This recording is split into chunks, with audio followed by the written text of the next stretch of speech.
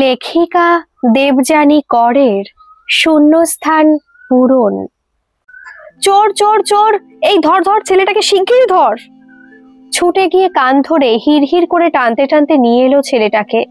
চায়ের দোকানে কাজ করতে থাকা আরেকটি ছেলে, আর তারপরেই ঠাস ঠাস করে গালে চড় থাপ্পড় মেরে চলল। ছিটকে পড়ল ফুটপাতের মাটিতে বাচ্চা ছেলেটি। হাতের ধরে থাকা পাউরুটির প্যাকেটটাও দূরে ছিটকে পড়ল। গালটা লাল হয়ে গেছে, করুণ মুখে চোখের জল গড়িয়ে চলেছে ছেলেটির। চিৎকার করে বলে উঠলাম, থামুন, কি করছেনটা কি? ওইটুকু বাচ্চা ছেলেটাকে এভাবে মেরে চলেছেন? আপনার বাড়িতে এই বয়সের একটা ছেলে থাকলে এভাবে মারতে পারতেন? বাচ্চাটি আমার মুখের দিকে করুণ নয়নে চেয়ে চোখের জল মুছতে লাগলো। পার্ক স্ট্রিটের একটা ব্যাংক থেকে বেরিয়ে সামনে রাস্তার ফুটপাতের ওপর একটা ছোটখাটো চায়ের দোকান দেখে দাঁড়িয়ে পড়লাম। মনে হলো একটু গলাটা ভিজিয়ে নি। দোকানে দুজন কর্মচারী কাজ করছিল। ব্যস্ত সমস্ত রাস্তায় ফুটপাতের ওই দোকানটাতে যাওয়া আসার পথে অনেকেই দাঁড়িয়ে পড়ে গরম গরম চা ও তার সাথে সামনে সাজানো কেউ বা নানান ধরনের নোনতা বা মিষ্টি বিস্কুট, কেউ বা কেক অথবা কেউ ঘুগনি দিয়ে পাউরুটি খেয়ে চলছিল সামনে রাখা বেঞ্চে বসে বা দাঁড়িয়ে। আমিও এসে গরম চায়ের সাথে একটা টোস্ট বিস্কুট নিয়ে খাচ্ছিলাম। এর মধ্যেই ঘটনাটা ঘটে গেল। দোকানের মালিক খুবই ব্যস্ত, তাকে সাহায্য করে চলেছে আরেকটি মাঝবয়সী ছেলে উনুনে বসানো বিশাল এক কড়াইতে ঘুগনি নাড়তে নাড়তে। আমার চেঁচিয়ে বলা ধমকের সুরে কথাগুলো শুনে দোকানের মাঝবয়সী ছেলেটি বলে উঠল, না না দিদি, আপনি জানেন না, এই দুদিন ধরে ছেলেটি দোকানের সামনে ঘুরঘুর করছিল। আজ সুযোগ বুঝে পাউরুটির প্যাকেটটা চুরি করে নিয়ে পালাচ্ছিল। তাই বলে এভাবে মারবেন বাচ্চাটিকে? বাচ্চাটির দিকে চেয়ে দেখলাম রুক্ষ শুকনো এক চেহারা, পরনে ছেঁড়া জামা প্যান্ট। দোকানের মালিকের দিকে চেয়ে বললাম, একটা পাউরুটি চুরি করে নিয়ে আপনাদের অনেক টাকা নষ্ট করে দিয়েছে, তাই না? ঠিক আছে, আমি এই পাউরুটির দামটা দিয়ে দিচ্ছি, নিন ধরুন। ধীরে ধীরে বাচ্চাটির কাছে এগিয়ে এলাম, এক হাত ধরে তুললাম আস্তে করে ছেলেটিকে। পাশে পড়ে থাকা পাউরুটির প্যাকেটটা তুলে নিয়ে ওর হাতে দিয়ে বললাম, এই নাও ধরো। ছেলেটি উঠে দাঁড়িয়ে নাক টেনে চোখের জল মুছে নিয়ে অবাক চোখে আমার দিকে চেয়ে রইল। আমি জিজ্ঞাসা করে উঠলাম, তোমার নাম কি? কোথায় থাকো তুমি? করুণ চোখে চেয়ে বলল বাচ্চা ছেলেটি, আমার নাম ভোলা। ওই যে দেখতেছো দূরে জব্বরপট্টি, উপরে কাপড় দিয়ে ঢাকা, ওখানে আমরা থাকি গো। দূরে ফুটপাতের ওপর দেখলাম সত্যি একটা ঝোপড়পট্টি। সাথে সাথে বললাম, কে কে আছে সেখানে তোমার? আমার একটা বোন হইছে গো, মা আর আমি থাকি হুতায়। বাপটা আমার মরে গেছে কিছুদিন আগে, খুব বড় অসুখ হয়েছিল। রিক্সা চালাইতো গো আমার বাপ, হঠাৎ করে মইরা গেল। এই দুদিন আগে আমার বোন হইছে। বেলামাসি কইল মার বুকে দুধ নাই, সব শুকায় গেছে। তাই বোনটা আমার দুধ পাইতেছে না গো, শুধু কাঁদি চলতিছে। মাকে এখন খুব ভালো করে কাইতে হইব। একটু থেমে নাক টেনে চোখের জল মুছে আবারও বলে চলল, ঘরে কিছু নাই গো কাইবার মতন, সব পুরাই গেছে। ভিক্ষা করি মা কটা পয়সা পায়, তা দিয়া মুড়ি বাতাস খাই। মাকে কাইতে হইব বেশি করি, তাই মার জন্য পাউরুটি চুরি করতেছিলাম। এক নাগাড়ে বাচ্চাটির মুখ থেকে কথাগুলো শুনতে শুনতে জল ভরা চোখে বলে উঠলাম, চলো যাই, তোমার বোনকে দেখে আসি গিয়ে। তুমি যাইবা? ছেলেটির করুর মুখে এক ঝলক হাসি ফুটে উঠল। দু হাত দিয়ে আমার একটা হাত চেপে ধরে বলল, তুমি খুব ভালো গো। আমি ওর মাথার উস্কো খুস্কো চুলে হাত বুলিয়ে হাসলাম। কথা বলতে বলতে কখন যে এসে পড়লাম সেই ঝোপড়পট্টিতে নিজেও টের পাইনি। কাছাকাছি আসতেই একটা বাচ্চার কান্নার আওয়াজ শুনতে পাচ্ছিলাম। সেখানে পৌঁছে দেখলাম একটা মহিলা সদ্য হওয়া বাচ্চাটিকে কোলে নিয়ে সামনে ভাঙা একটা এনামেলের বাটি ধরে বসে আছে, ঢাকা দেওয়া ছাউনির বাইরেই ফুটপাতের ওপর। আর যেতে আসতে কেউ কেউ পয়সা ফেলছে ওই বাটিটার মধ্যে। রুক্ষ শুকনো কাঠির মতন চেহারা মহিলাটির। আমি সামনে এসে দাঁড়াতেই ভোলা একগাল হেসে বলে উঠল, মা দিক, কাকে লই আইছি। এই দিক পাউরুটি আনছি তোমার লাগি, তাড়াতাড়ি খাইলো, বুনু দুধ পাইব গুমা। চোখ ফেটে জল বেরিয়ে এলো আমার। সাথে সাথে বলে উঠলাম, দাঁড়াও, আমি ওই সামনের দোকানটা থেকে একটা দুধের প্যাকেট নিয়ে আসি, তাহলে দুধ দিয়ে পাউরুটি খেতে পারবে, শরীরেও জোর পাবে একটু। দৌড়ে ছুটে গেলাম দোকানটাতে। বেশ ভিড়। আমি বারবার বলতে লাগলাম, দাদা আমাকে একটু তাড়াতাড়ি একটা দুধের প্যাকেট দিন, খুব তাড়াতাড়ি দরকার। দোকানদার গম্ভীর মুখে বলে উঠল, আগের লোকেরা দাঁড়িয়ে রয়েছে, আপনি একটু অপেক্ষা করুন। ধৈর্য আর কুলোচ্ছে না। মিনিট 10 পর একটা দুধের প্যাকেট হাতে পেয়ে ছুটে এলাম সেখানে, কিন্তু কোনো কান্নার আওয়াজ পাচ্ছিলাম না ছোট্ট বাচ্চাটির। আমি আসতে না আসতেই দেখলাম মহিলাটি অজ্ঞান হয়ে পড়ে রয়েছে বাচ্চার কোলে। পাশের কজন মহিলা ঘিরে রয়েছে তাকে, মুখে জল টল দিচ্ছে। ভোলা আমার সামনে এসে হাতটা দুহাতে জড়িয়ে ধরলো, কাঁদতে কাঁদতে বলল, বোনটা আমার মরি গেছে, মাও কাঁদতে কাঁদতে জ্ঞান হারাইছে। এই দৃশ্য যে শেষ পর্যন্ত দেখতে হবে চোখে ভাবতে পারিনি। হাউ হাউ করে কেঁদে উঠলাম, দুহাতে মুখ ঢেকে। ভোলার মায়ের জ্ঞান ফিরল একটু বাদে। আমি ওর পাশে বসিয়ে জল ভরা চোখে মাথায় হাত বুলিয়ে সান্ত্বনা দিয়ে উঠলাম, এভাবে ভেঙে পড়লে চলবে? তোমার তো আরেকটা ছেলে রয়েছে না? ওর মুখের দিকে চেয়ে তুমি অন্তত বাঁচো। তোমার জন্য ছেলেটা দেখো পাউরুটি নিয়ে এসেছে কত কষ্ট করে। তোমার কিছু হয়ে গেলে ওকে কে দেখবে? কোলের বাচ্চাটাকে ফুটপাতের পাশে রাস্তার ওপর রিক্সা নিয়ে দাঁড়িয়ে থাকা দুজন লোক মিলে একটা রিক্সায় তুলে নিয়ে চলে গেল মেয়েটিকে দাহ করতে। ভোলা ওর মায়ের কোলে মাথা রেখে কেঁদে চলছিল। পাশের লাগানো ঘর থেকে ছোট একটা সসপ্যানে করে একজন মহিলা দুধ গরম করে নিয়ে এলো। ভোলার মা দুধ পাউরুটি গোগ্রাসে খেয়ে চলল। রাস্তার কল থেকে বোতলে ভরে জল এনে দিল একজন। কিছুক্ষণ বাদে ভিড়টা একটু কমতেই ভোলাকে আর ওর মাকে নিয়ে ওদের ছাউনি দিয়ে ঢাকা জরাজীর্ণ ঘরটার ভেতরে এসে ঢুকলাম। ভোলার মা আমার পা দুটো চেপে ধরে ফুপিয়ে ফুপিয়ে কেঁদে চলল। হ্যান্ডব্যাগটা খুলে 500 টাকা ভোলার মার হাতে দিয়ে বললাম, এই টাকাটা তুমি রাখো সাবধান করে। এই কাছে পিঠে খুবই অল্প পয়সায় পড়ানোর স্কুল আছে শুনেছি, দাঁড়াও একটু দেখে নি। মোবাইল খুলে গুগলে চেক করে স্কুলের অ্যাড্রেসটা বার করলাম, তারপরই বললাম, এই কাছেই একটা গলির পরের গলিটাতে স্কুলটা।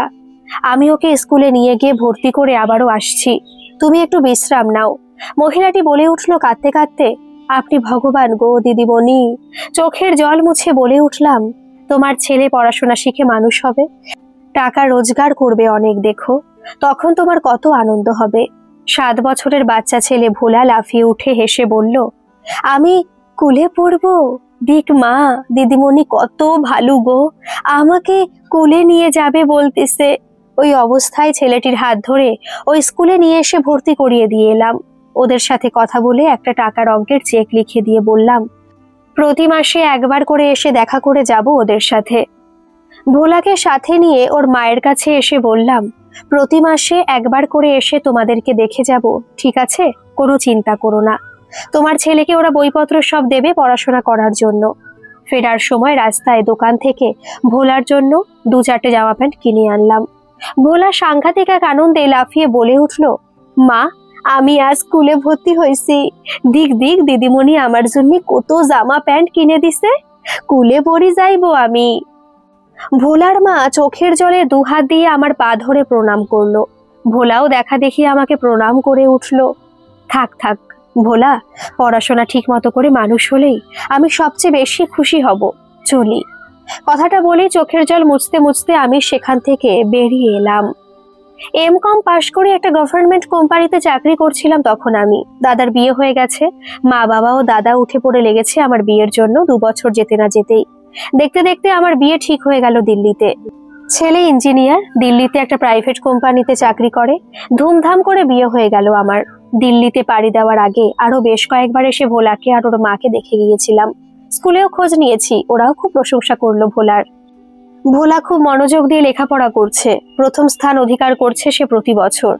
ভোলার মা দুজনের বাড়িতে রান্নার কাজ জোগাড় করে নিয়ে সংসার চালিয়ে চলছে। বিয়ের পর দিল্লি যাওয়ার আগে দিয়ে ভোলার মাকে বেশ কিছু টাকা দিতে যেতেই ভোলার মা বলে উঠল, আরে না দিদিমণি, আপনি আমাদের পায়ের তলার জমিটাকে শক্ত করে দিয়েছেন, এরপর চাষ করে ফসল ফলানোর দায়িত্ব আমাদের। আমি এখন 2-2টো বাড়িতে রান্না করে বেশ ভালো টাকাই রোজগার করি, তাতে আমাতে আর আমার ছেলেটা হেসে খেলে চলে যায়। দেখুন আমি আমার ঘরটাকেও একটু মেরামত করে নিয়েছি। তারপরে একগাল হেসে বলল, আপনার বিয়ের কথা শুনে এত খুশি হয়েছি, আপনি খুব খুব ভালো থাকবেন, আপনার মতন মানুষ হয় না। একটা পয়সাও নিল না সেদিন ভোলার মা আমার কাছ থেকে। মনে মনে শুনে ভালোও লাগলো, এরকম মনের জোর থাকা দরকার, তাহলে জীবনে সাকসেসফুল হওয়া যায়। বিয়ের পর দিল্লি চলে এলাম। আমার স্বামীর আর শ্বশুর শাশুড়ির ইচ্ছে ছিল না আমি চাকরি করি, অগত্যা ঘরবন্দি হয়েই ঘর সংসার সামলাতে থাকলাম। আমার এক ননদ ছিল, অনেকদিন যাবৎ সে কানাডায় থাকে, স্বামী এবং এক ছেলে ও এক মেয়ে নিয়ে। ননদের ছেলে মেয়ে দুজনেরই বিয়ে থা হয়ে গেছে, আর ছেলে মেয়ে দুজনের ঘরে নাতি নাতনি হয়ে গেছে। ওরা সকলে কানাডার সিটিজেন। আমার ননদ আমার স্বামীর থেকে 9 বছরের বড়। এখন ছেলে মেয়েরা বড় হয়ে যাওয়াতে যে যার নিজের মতন দেশে এসে ঘুরে যায়। আমার বিয়ের বছর খানেকের মধ্যে ননদের মেয়ের ঘরের এক নাতির বিয়ে হলো কানাডায়। সেই সময় আমরা সকলে মিলে কানাডা গিয়ে ঘুরে এসেছিলাম। ছেলের বউ সাউথ ইন্ডিয়ান, ওখানকার প্রবাসী। আর এর কিছুদিন বাদেই ওরা সকলে মিলে দিল্লি এসে হোটেলে বিশাল আকারে রিসেপশন পার্টিও দিল। বছর ঘুরতে লাগলো। বিয়ের 2 বছরের মাথায় আমাদের একটা পুত্র সন্তান জন্মালো। সকলে মিলে নাম রাখলাম ওর সিদ্ধার্থ। ডাকে সবাই সিধু বলে। সিধু বাড়ির সকলের আদরের মণি হয়ে ধীরে ধীরে বড় হয়ে উঠতে লাগলো। আমাদের ছেলে সিদ্ধার্থ পড়াশোনায় খুব ভালো ছিল। ভালো রেজাল্ট করে আইটি নিয়ে পড়তে লাগলো সে। দিন হেসে খেলে চলতে লাগলো।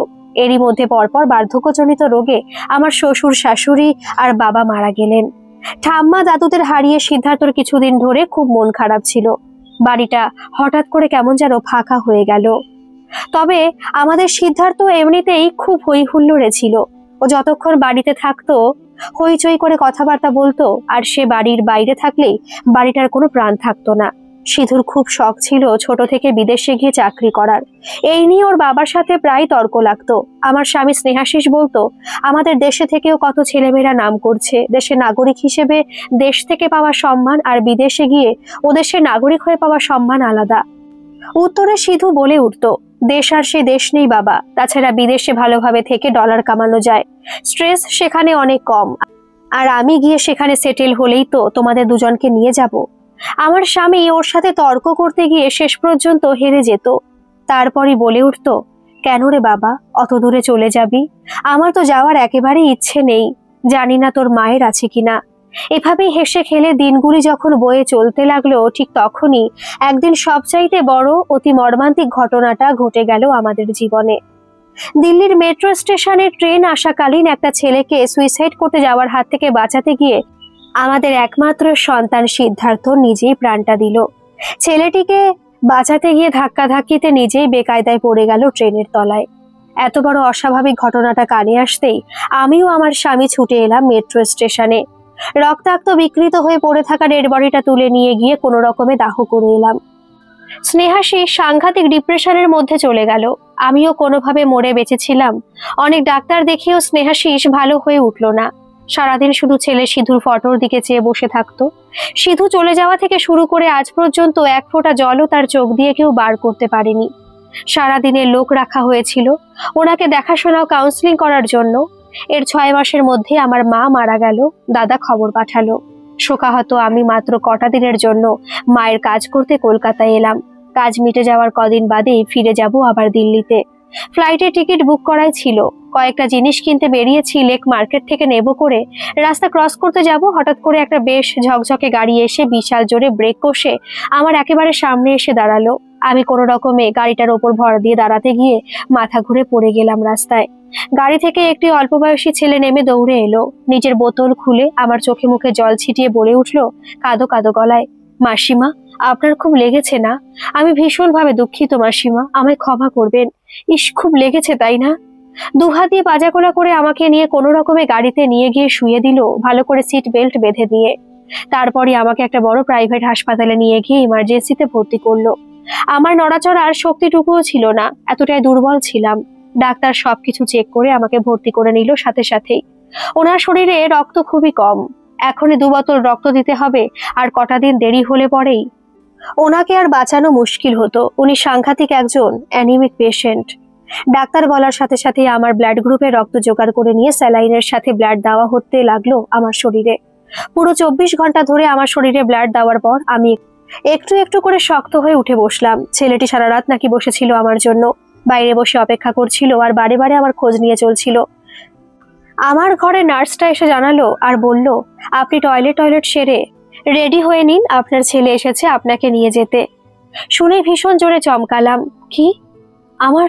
আমার ছেলে এসেছে আমাকে নিয়ে যেতে? কি বলছেন? আমার তো কোনো ছেলে নেই। তাই তো বলেছিলেন, গতকাল ফর্মেও তাই বলে সাইন করেছেন উনি আবারও একটা ফর্মে সাইন করে আপনাকে নিয়ে যেতে আসছেন, আপনি রেডি হয়ে নিন। নার্সটা বলে চলে যেতেই ছেলেটি আমার ঘরে এসে দাঁড়ালো। জিজ্ঞাসা করে উঠলো, এখন কেমন ফিল করছেন মাসিমা? তুমি কে বাবা? তোমায় তো ঠিক চিনলাম না। হ্যাঁ, গতকাল তুমি আমাকে হসপিটালে এনে তুলেছিলে, আমি তোমার গাড়ির সামনে পড়ে গিয়েছিলাম বলে। কিন্তু তোমার গাড়ির ধাক্কাতে আমি পড়ে যাইনি বাবা, হঠাৎ করে মাথাটা কেমন ঘুরে উঠেছিল, তাই সামনে তোমার গাড়িটাকে পেয়ে আঁকড়ে ধরতে গিয়ে পড়ে গিয়েছিলাম। মাসিমা, আপনি কলকাতার কোথায় থাকেন বলুন, আপনাকে আপনার বাড়ি পৌঁছে দিয়ে আসবো। আপনার হ্যান্ডব্যাগে অনেক চেষ্টা করেছিলাম আপনার ঠিকানা পেতে, আপনার বাড়ির কাউকে জানানোর জন্য, কিন্তু কলকাতার কোনো ঠিকানা বা বাড়ির ফোন নাম্বার পেলাম না। আমি এখানে থাকি না বাবা, আমি দিল্লিতে থাকি।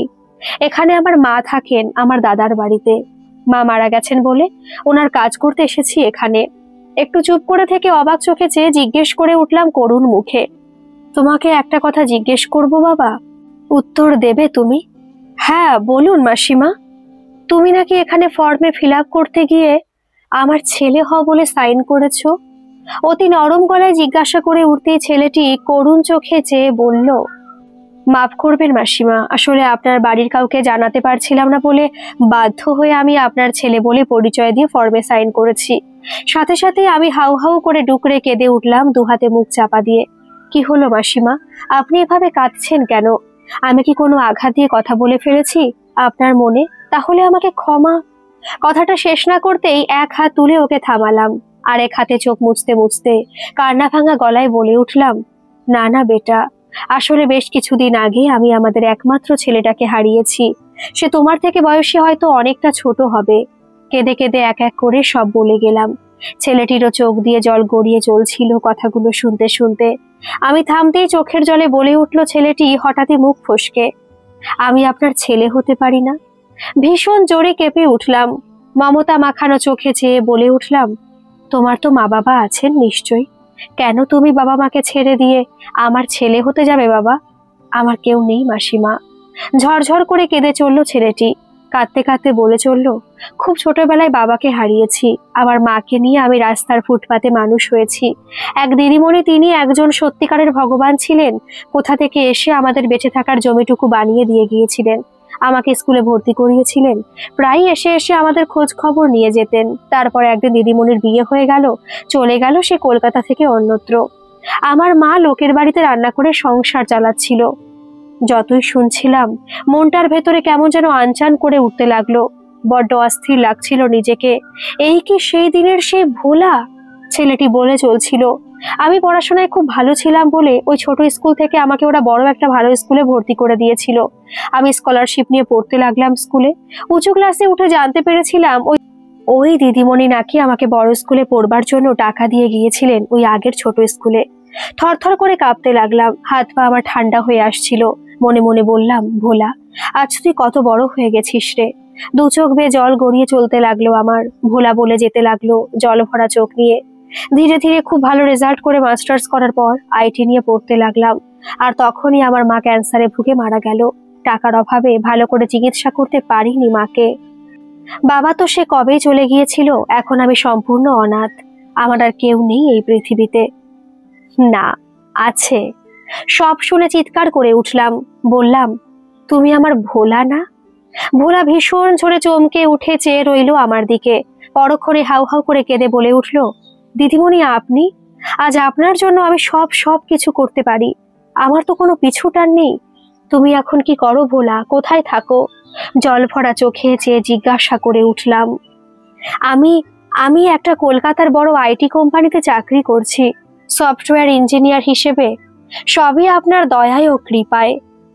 থাকি বাইপাসের ধারে একটা ছোট ফ্ল্যাট নিয়ে একাই। ডুকরে কেঁদে উঠলাম, দুহাত তুলে ভিক্ষের ঝোলা বাড়িয়ে দিয়ে বললাম, ভোলা রে, পারবি রে তুই আমার সাথে দিল্লি চলে যেতে? পারবি আমাদের সাথে থাকতে? পারবি আমাদের জীবনের ক্ষত বিক্ষত হয়ে যাওয়া শূন্য স্থানটাকে পূরণ করে দিতে? বল না বাবা, পারবি? অবশ্যই আমি পারবো। আর আজ থেকে তোমায় আমি মা বলে ডাকবো। পারবো তো তোমাকে আমি মা বলে ডাকতে, আর বাবাকে বাবা বলে? ছলছল চোখে কথাগুলি বলে উঠতেই আমি দুহাত বাড়িয়ে দিলাম, ওরে আমার পাগল ছেলে, আয় এদিকে আয়। কাছে আসতেই ভোলাকে দুহাত দিয়ে জড়িয়ে ধরলাম, বললাম, আজ থেকে তুই আমাদের ছেলে, তোর নাম দিলাম সিদ্ধার্থ। ভোলা দুহাতে আমায় জড়িয়ে ধরলো, কেঁদে উঠে একটু বাদে শান্ত হয়ে বলল, মা তুমি কত পাল্টে গেছো। আমিও অনেকদিন বাদে ভোলাকে কাছে পেয়ে মুখে হাসি নিয়ে বললাম চোখের জলে, তুইও তো কত পাল্টে গেছিস রে ভোলা। না না, আমার সিদ্ধার্থ। তারপরে জিজ্ঞাসা করে উঠলাম সাংঘাতিক এক উদ্বিগ্ন গলা নিয়ে, হ্যাঁ রে ভোলা, তুই তোর চাকরি ফেলে দিয়ে কি করে যাবি রে আমার সাথে? বরাবরের জন্য। ভোলা হেসে জবাব দিল, আমি কালই ট্রান্সফার নিয়ে নেব দিল্লি অফিসে, ওটা নিয়ে তোমাকে ভাবতে হবে না, তোমার সাথে গেলেই তো হলো। হাসপাতাল থেকে বেরিয়ে গিয়ে দাদার বাড়িতে নিয়ে এলাম ভোলাকে। সবকিছু জানিয়ে ও পরিচয় দিয়ে বললাম, দাদা, সামনের সপ্তাহে মঙ্গলবারের ফ্লাইটে আমি দিল্লি চলে যাচ্ছি আমার সিদ্ধার্থকে নিয়ে। এর মধ্যে তো মায়ের কাজও মিটে যাবে। শুনে দাদা বৌদিও খুব খুশি হলো। ভোলা ওর ফ্ল্যাট এজেন্টকে ডেকে ওর ফ্ল্যাটটা বিক্রি করতে বলে দিল। একসাথে দিল্লি চলেছি।